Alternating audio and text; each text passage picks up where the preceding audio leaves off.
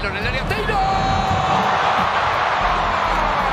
আসসালামু আলাইকুম, ফুটবলের এখনকার আয়োজনে আপনাকে স্বাগতম।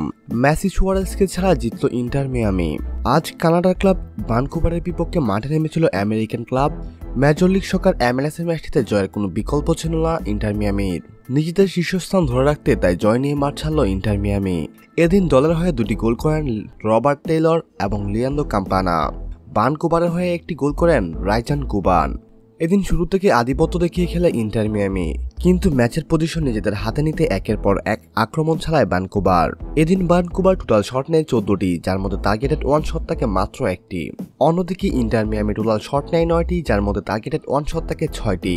বল দখলে 51% এগিয়ে থাকে ইন্টার মিয়ামি এবং ভানকুভারের বল পজিশন ছিল 49%।